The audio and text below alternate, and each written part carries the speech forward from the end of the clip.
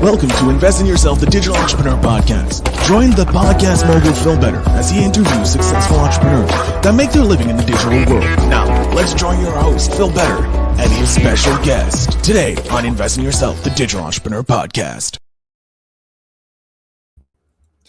Welcome back to another awesome episode of Invest in Yourself, the Digital Entrepreneur Podcast. I'm, of course, your host with the most, Phil Better. And today we have an extraordinary guest who's going to help you unlock the true power of LinkedIn. If you ever felt overwhelmed or lost trying to use LinkedIn to grow your business, then this episode is for you, because our guest is the LinkedIn coach for mission-driven entrepreneurs who have been active on the platforms and who has been active, on the platform since it first launched 20 years ago. Over those 2 decades, our guest has not only built 2 businesses through LinkedIn, but also secured speaking engagements, podcast interviews, and even a Forbes feature. Her groundbreaking magnet model is helping entrepreneurs like you create a powerful brand and connect with the right people to drive your mission forward. With an impressive career spanning Fortune 50 companies like Pfizer, Bayer, and BP, and now leading her own global consultancy, our guest knows exactly how to build meaningful relationships and leverage LinkedIn in ways that most people never think about. She has a wealth of experience working across cultures, leading multinational teams, and coaching business leaders worldwide. We are absolutely thrilled to have her with us today, and I know she's going to bring some real gems with us today. So without further ado, let me dive into this amazing conversation with Sophie. Sophie, thank you so much for being here. Thank you for having me, Phil, and thank you for that lovely introduction. You're very welcome. I look at myself as the hype man for the podcast because the goal is you're the star. I'm just this person off into the side going, yeah, into a microphone. That's all I am, hyping you up. So without further ado, Sophie, thank you so much for being here. Let's jump right into it. Why did you decide to leave corporate life to become an entrepreneur? Well, ever since I was a kid, and especially then in my corporate life, I always seemed to be wanting to do things differently. And I'm sure that your listeners will, recognize that trait. I don't like following instructions. I don't like being told what to do. And I feel like whatever job I was in, I always thought that there was a different way, not for everything, but often a different way of approaching things that could potentially be better. And that's not a problem. The problem is when people you feel could benefit from hearing this viewpoint don't listen and don't want to hear about it. It's extremely frustrating. And then you have to do the thing the way they thought, was the way to do it and not your own way. And that after a while gets really annoying and frustrating. And this happened to me throughout all the different jobs that I had again and again and again. And I can count maybe one or like 2 bosses in the 2 leaders I had in the span of 25 years in many different companies who actually would listen and implement or incorporate whatever I was suggesting. And so after a while, it just became apparent that I had to just be my own boss. So when you decided to venture off into the wilds of entrepreneurship, as I like to call it, it's like a jungle pretty much. Were you still building on LinkedIn, or was this just before LinkedIn showed up to make you the magnet of LinkedIn? So I actually started using LinkedIn when I was still with Pfizer, so long before I became an entrepreneur. And originally for me, LinkedIn was really just a hobby. I've grown up very international. I'm half French, half Pakistani. So we were always traveling to see family and friends all over the world. And I've just always had this passion for connections and connecting people and meeting people who are very different from me. And so when LinkedIn came out, I was like, wow, somebody must have been in my brain, traveled in my brain and created this thing. And I started playing with it and I was having so much fun.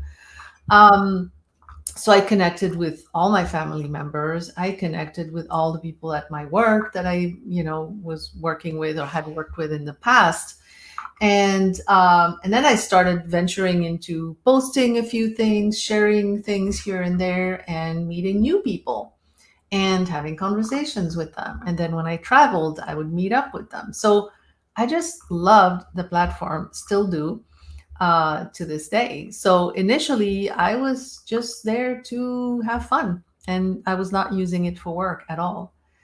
And then when I left corporate, um, I just sort of naturally used the people on LinkedIn because that's just how I interacted with people. So I started connecting with people in different countries where I wanted to, have my work partners, and developed relationships with partners there. And so gradually, without my actually really noticing it or doing it on purpose, if you will, LinkedIn became the way, LinkedIn and networking in general became the way that I built my business.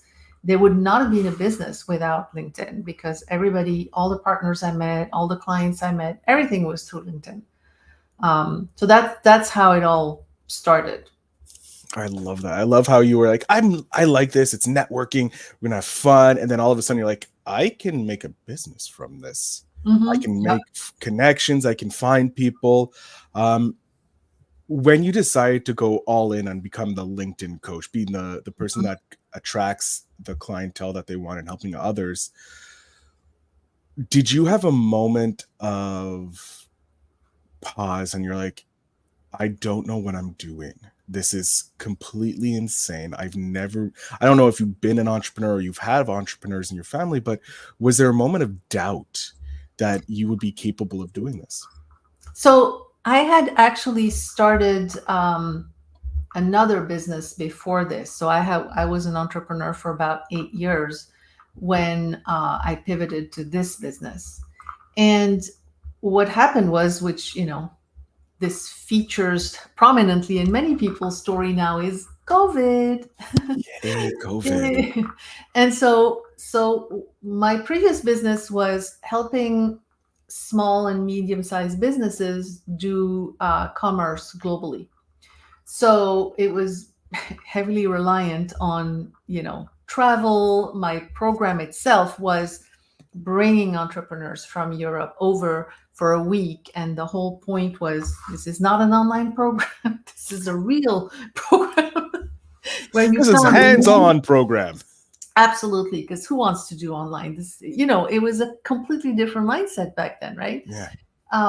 So anyway, and in the fall of 2019, I planned to do another round, because I had done already a round of speaking engagements all over Europe, and I was planning another round, which I scheduled for March because that seemed like such a good month for to be in European cities in March.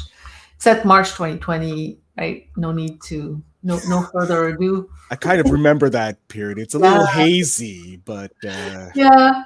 So I switched to webinars, but people were just not interested. So anyway, all this to say that at that point, a lot of people around me were sort of panicking about their business development and their networking. They couldn't go to the meetings and the in-person BNI stuff and all this. So I kept saying, well, it's not a problem. You have LinkedIn. You can just do the same as you've always done. And they were looking at me like, what do you mean? Like, what? I'm not looking for a job. I don't need LinkedIn. I was like, no, no, no, but wait. So I set up a whole bunch of coaching sessions with people who, I felt I could help. And I helped a lot of people. And then they would come back and want more. And so and I resisted. So you talked about a moment where you're like, wow, I don't know what I'm doing. Like, what? This is crazy. My friends around me kept telling me, listen, there's a need. You have this expertise. There's a need out there. People are wanting you to continue to coach them. just set up a business doing this. I was like, but it's a hobby. It's something I love doing. Like, why?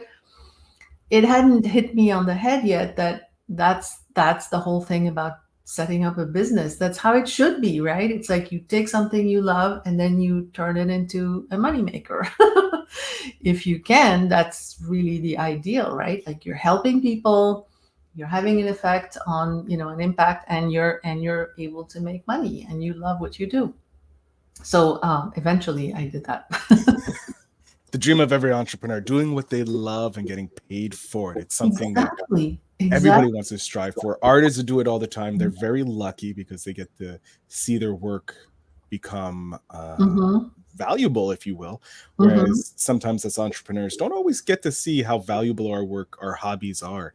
Yeah. Um, Sticking with LinkedIn, you've been on it for 2 decades, pretty much the length of the time it's Yeah. been there, Yeah. which is insanity because most people are like, well, I've been on Facebook forever, but they don't understand that Facebook isn't like LinkedIn. LinkedIn is a Mm-hmm. completely different Oh beast. yeah. Um, with being on it for the since the inception of it, what have you seen that has most dramatically changed, or Mm, what features has LinkedIn brought in that have made it the go pretty much it's the go-to place for business people? mm, Keeps it that instead of it devolving, if you will? Well, mm, this is two questions. So first question, we'll mhm. go with the first question. What improvements have you seen LinkedIn do over the last 2 decades that have made it the networking platform for entrepreneurs or business people? Mm.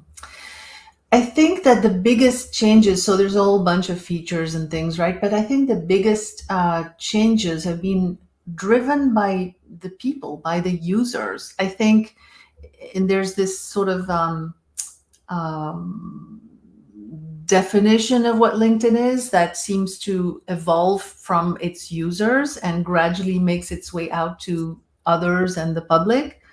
I think initially it was really this job search, and a lot of people still think that about LinkedIn. It's amazing to me. A lot of people still think of LinkedIn as like the place you go to look for a job, and it sure is that, but it's so Mhm. much more. So I think there was this whole period where it was just that, and even back then, I was just having fun with it, and there were already people having all kinds of conversations on there, but it wasn't the majority. It wasn't the well accepted definition of what LinkedIn is. And then I think there was a period when um, salespeople and other sort of entrepreneurs discovered that they could actually use LinkedIn for sales. And then, of course, there was Sales Navigator, which was launched. I don't know when that was launched. I really don't actually. But that must have corresponded. And then it became this thing where you use it, and a lot of people still do this, to push and to pitch and to find the people, because it is amazing at finding individual peoples and being able to communicate with them. So for a typical salesperson, it's like, yes, I can push this person and force them into buying, kind of. And so it became a really, really unpleasant place to be in, because you got all these pitches, and it Mhm. was just like a sales place. So unfortunately, there's still a lot of that going on, but there are ways to curb that. There are settings you can do. You have to know the platform, but you can really not eliminate, but reduce that a lot. And I think then there's been this other period now, which is, I don't know, maybe 5, 6 years, something like that, maybe more, where a lot of entrepreneurs, small business owners have discovered that they really can reach out to people and have real conversations. So you still have the job search stuff going on, and there's services for that, and a lot of recruiters, and there's a whole side of LinkedIn for that. There's a lot of still salespeople that are, I call them bro marketers, who, nothing against men, because a lot of women are bro marketers, but it's just an expression that has evolved over time, right? So there's a lot of that, but I think there's more and more consciousness now that LinkedIn really can be a place for real conversations, real relationships, and that's what I want to really promote on the platform. I love that. I like how you said there's like multiple sections to this platform, because it did evolve from like a job search networking type thing to, like you said, the bro marketers, which I think bro is now a gender neutral term. Anybody can be a Right, bro. Um, but the bro marketers, because I remember that period getting pitched right. en masse by people, and then now you kind of have that more community driven place. And I'm wondering, going back to the original question and how I kind of split it off, how do you think LinkedIn stayed away from devolving into like a regular social media platform, like what Facebook has become, Instagram has become? How Mm. did LinkedIn kind of stay more business oriented than devolving into just a regular social media platform?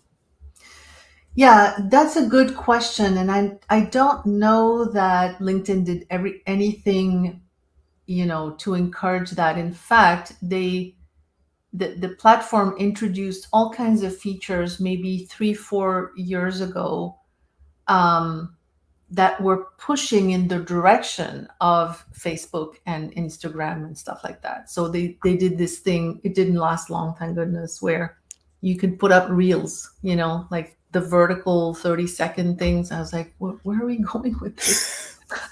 Fortunately, it didn't work and they pulled it out. So once again, I think that it's the actual users that have kept this culture, um, what it still is. There was another feature that was created, that was launched. It was called the creator mode. And then LinkedIn was sort of pushing all these different creator people. And like, what does that mean, creator? We were all wondering, I'm in a group of all LinkedIn, coaches and we're like, what does that mean, creators? Like, anytime you write a post, you're a creator, bottom line, right?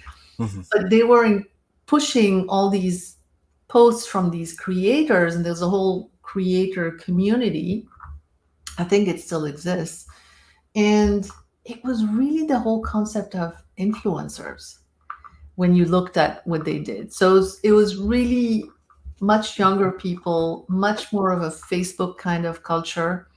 And I got really worried at that point. I was like, okay, this is going down the tubes the same way. I'm in my book, Instagram. I'm not crazy about Instagram.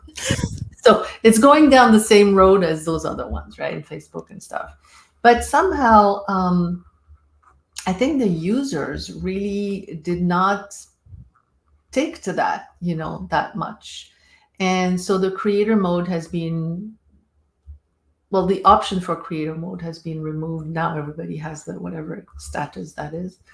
Um, and the reels died right away. And I think it's just, and when you see somebody who's like posting something about what they ate or whatever they do on Facebook, people just respond and they're like, this is Facebook stuff. Just go do this on Facebook. I like that. I like it still staying a more professional Yeah. platform at its core, which is, I Mhm. think, very important, because it's staying authentic to itself, which Mm, is very important to entrepreneurs, because more mm, people want to see that authenticity. mm, And I kind of want to bring that into your magnet system, that a model that you have, and it's mhm, about building a powerful brand around a mission. So mhm. what role does the authenticity play in it, in standing out on LinkedIn, and how can entrepreneurs avoid falling into the trap of just blending into the background noise? That's exactly the big risk of LinkedIn. Or there's two risks. One, you can be influenced by the bros and start doing pitching and direct messaging, hundreds a day. The other one is just being so bland that nobody notices you. So absolutely, the key in my mind for LinkedIn, and actually for all of your marketing, I feel, is, and this word authenticity is absolutely a great word, and also being used so much that it, makes me cringe a little bit. But it is the center of everything, in my opinion, in terms of, first of all, using LinkedIn, but all of your marketing, and I would say all of your entrepreneur, your business needs to be created around your expertise, but who you are at your core. And that is very much your mission. Your mission is the center of why you're even doing this. Because we could be doing a 9 to 5. Yes, it's not fun, but it is much easier. Mm-hmm. So if we're putting ourselves through the paces of doing, the entrepreneurial journey, it's because we believe deeply in something. And whether it's a message we want to spread, whether it's we want to help people, we want to share the expertise, the wisdom that we've accumulated over time, there is this mission. And I think if we center ourselves on that for our marketing, then we'll stand out. And what is our story? And how did we become so passionate about that? And how did we come by all this knowledge and expertise, right? And if we share that, we stand out. And that's the basis of what I teach about LinkedIn. And it's also the basis of the book that I'm writing and the marketing that I plan to help people with in the future. I love that. Oh, and we got a book. So we know you're coming back, Sophie, when you launch that book, because I want to hear more about it. But I want to talk about your magnet model and how you created that. Yeah. And how you came up with the idea of it. So can you tell us a little bit about what the magnet model is and how you developed this model? Yeah. So the word magnet came to me a long time ago, and it's not exactly a very original one, but it has stuck over time because it kind of works. It's really the whole idea that you want to not be pushing, and whether it's on LinkedIn or in your marketing, you don't want to be pushing people, manipulating them into anything. You want to just attract them. You want to be who you are, back to what I was saying about your mission. And if you craft your brand and your messaging around your mission, then people will see it and they will come to you. And so that's the whole premise of the magnet model.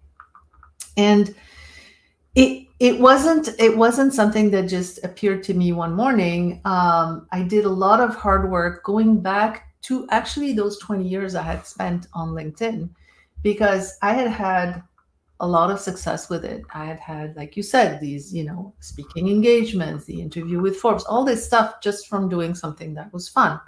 So when I started to teach how to use LinkedIn, initially it was, well, how to use the platform LinkedIn. And people kept telling me, but you're teaching me so much more. And I was like, oh, that's great. And then after a while, I thought, okay, yes, I feel it. I see it. But what is it? Well, what am I teaching? How am I? So I interviewed my clients. I went back and I looked at, all the things I had done those 20 years, what I was doing with my clients, all of that, analyzed it. And I discovered that there are really 3 key principles, underlying philosophies and ways of being, if you will, that really make all the things that you do, the tactical things you do, completely different. So that's why the way I was teaching LinkedIn was not just click here and do that, but I was saying, say it in this way, right? Focus on that. And that's what really, prompted me to put it in a model so I could actually teach it. I love it. With your experience, because you have your decades in the corporate world, you have your 2 decades dominating LinkedIn as the LinkedIn coach, the LinkedIn magnet, if you will. How do you go about investing in yourself? How do you go about taking yourself from where you were to where you are today? What did you do, and what do you continue to do to invest in yourself? So the biggest thing is, first of all, I'm always learning. Like every time I learn something, I'm like, yes, this was a worthwhile day. So I love that. I love discovering, exploring, and learning, especially through people. So that's one thing. Another is that I keep pushing myself. And sometimes I'm like, why did I do this to myself? But it's because I love learning. And, there's discomfort that comes from putting yourself out there, outside your comfort zone. But when I feel this discomfort, I remind myself, this is me learning. This is what I love doing. So, for example, writing this book or even coming up with the model, I was pushing myself, took some coaching classes, and really did a lot of hard work and got outside of my comfort zone doing that. And then I said, well, now that I have this thing, I have to write a book. So then out of my comfort zone to, all the demons come back up when you're writing a book or when you do anything, right? So I'm doing this, and now I'm like, well, I wrote a book, so now I've got to go and speak on stages. So now I'm going to speak on stages. Needless to say, I'm not the most comfortable with that idea, but I'm working on it. And yeah, so I think that, and every time I learn to do something new that's hard, and I conquer it, then it's like, okay, in my backpack, it's all stuff that makes me grow, and I love that. Oh, I love that continuing knowledge is something that is Mm. uber important. I feel that the minute you stop learning, you stop growing, and you start aging quickly. Mhm. Because the entrepreneurs I've talked to, they're all about learning, and they seem very young and ready to go for Mhm. another 50 to 60,000 years. Some of them, not all of them, but some of them. Um, where do you see yourself in the next 10 years? Because I'm always interested in seeing you have a book that you're about to come out probably within the next year. It's going to be released, it's going to be huge, you're going to be talking on stages. But what's 10 years from now? What's a decade look like for Sophie? So that's a little uncomfortable to talk about, because the 10 years, the way it was 6 months ago, my 10 years forward then is completely different than my 10 years forward as of today. Hmm. Because, it almost, I'm almost tempted to say it's not really by choice. Because let's say 6 months ago, I'm like, okay, great. I found this business I'm completely happy with. I've created this business I'm completely happy with. My days are perfect. I love every aspect of it. Everything was perfect. And then this book came. I say came, and I'm going to stick with came, because honestly, I don't. It was outside of me in a way. Like, once I discovered the model, I was like, okay, well, I have to share it with people, right? So the book came, and now the speaking came, and I feel like I'm being pulled somehow forward, and so now the logical 10 years forward is completely different. It's not just me doing my client work, although of course I want that and a lot of it because I love it, but it's also about spreading the word, because I've seen hundreds, I've spoken with hundreds of entrepreneurs, I've had interviews, I've coached so many, and I see a lot of entrepreneurs just burn themselves out through their marketing. The thing that I hear the most from entrepreneurs is, why can't I just do my client work and not have to do this marketing stuff and sales stuff, right? Yeah, you're nodding. You've heard that. Countless So, times, countless times. right, exactly. And so that's what I feel the magnet model solves, is you are able to now take that joy you have in your client work and completely have that same joy with your marketing if you follow the model. So if that's the case, then entrepreneurs can learn this and be happy doing marketing. Imagine that, right? And then they don't need to burn out, and then they can have more clients, and then they can just have more satisfaction. You'll have less failure rate of entrepreneurs, because let's face it, we don't talk about that much, but there's a huge failure rate, right? Yes. And we will be able to conquer what I call the vanishing dream. A lot of entrepreneurs fail, but then there's a lot of entrepreneurs who don't fail. However, their dream, their what the vision they had when they started their business has shrunk dramatically, because once you get over the first few years and you're able to figure out your message, you're able to find clients, you're able to finally get to that point pretty much where I was 6 months ago that I was telling you about. Like, oh, this is great. And then, yeah, good. I'll continue with that. But that's not the image you had when you started most of the time. You had this grandiose, like, great, mission. And that differential between where people stop and, just settle and the big vision they had, that's a huge lost opportunity. And I want to fix that. So my 10 years from now is the book being out, me speaking on stages and helping my clients, and who knows, maybe training others to use the model as well and change the way marketing is done, change the industry. I love that. That's a big goal, and I love it. A big dream. Yeah, that's why I said it's uncomfortable. It's very uncomfortable. If you're not dreaming big, you'll have problems getting there. Yeah. Small dreams work, but big dreams move the world forward. And Yep. Sophie, I think entrepreneurs need to dream bigger and bigger, and I think that's a huge dream. And I'm very glad that makes you feel uncomfortable, because that means it's right in where you need to go Yeah. to become, to grow and keep learning. If you could give us an overview of what the magnet model is, so that my entrepreneurial listeners can understand it, start implementing it, maybe a little bit of it, and then connect with you to take it to the next level. Absolutely. So there are three main pillars: mission, message, and movement.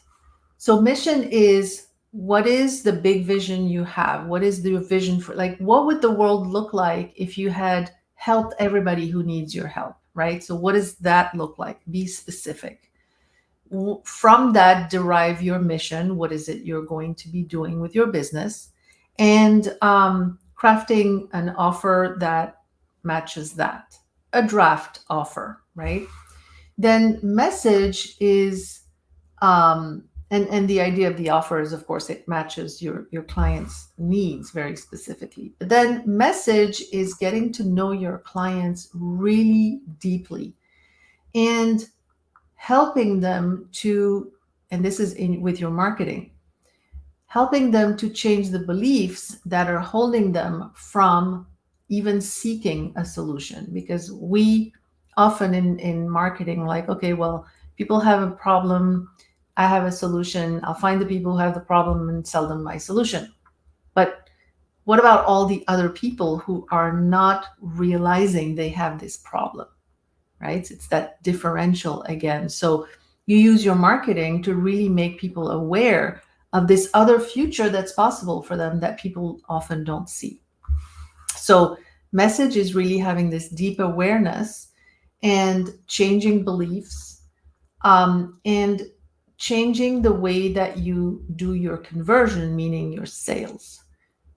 Instead of having sales calls with people who, have gone through the funnel and the this and the that and finally come to you for a sales call, all your calls are about transforming people, giving them clarity on what their next step is. So whether they are your potential client or not, whether they decide to work with you or not, you take them from wherever they are to that next step of clarity. And I mean that including networking conversations, right? So any conversation you have has that component of clarity. And then you don't need to have sales calls anymore, because you're getting people to that clarity. And when they get that, they want to work with you. So that's message. And then movement is, it is a movement in the sense of what I'm doing with my book and stages and all this, but it also could be simply a change in your posture. So it's reminding you, connecting you with your mission, and reminding yourself that you can shine a spotlight on the mission, and then you don't have to shine a spotlight on yourself, which is very uncomfortable for a lot of mission-driven entrepreneurs.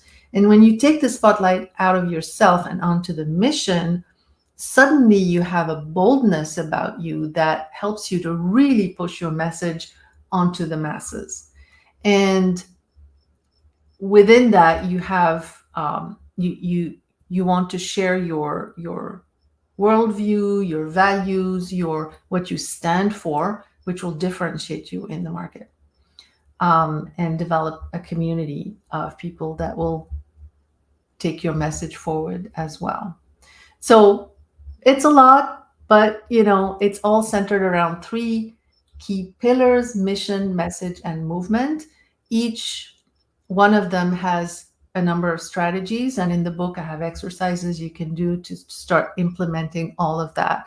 And when you implement all that, you don't need to be pushing.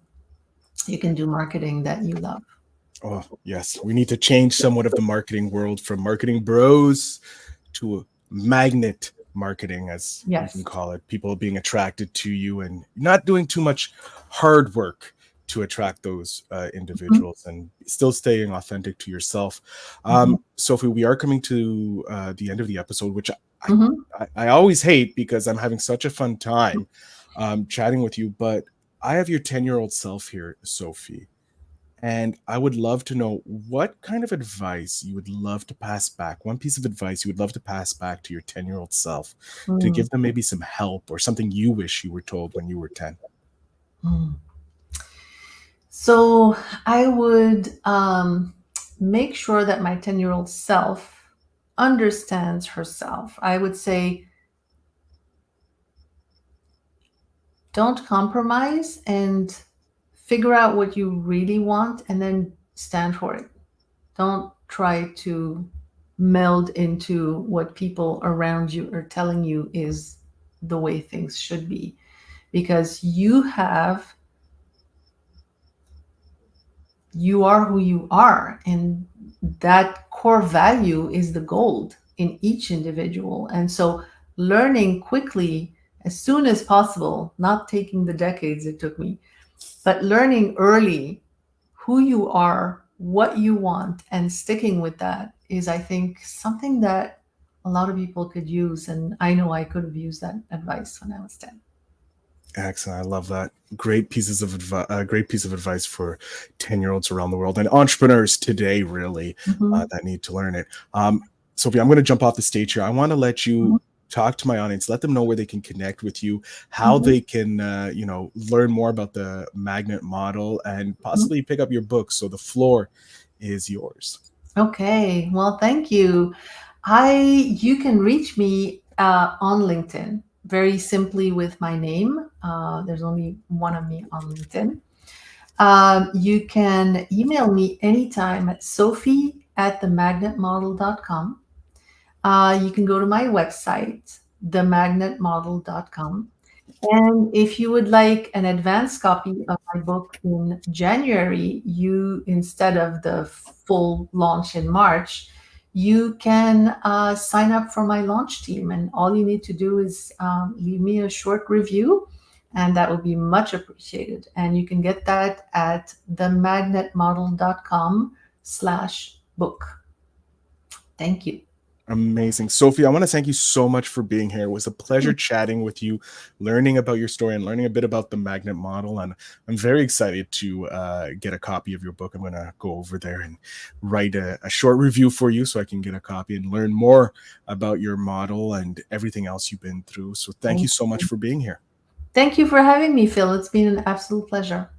To my audience, make sure you check out the show notes down below so that you can get a copy of an early copy of Sophie's book, The Magnet Model, as well as learn more about her and how you can learn from her about LinkedIn and attracting the people that you want to be talking with. So I want to thank you again for listening. Sophie, thank you so much for being here. And again, to my audience, remember always to invest in yourself.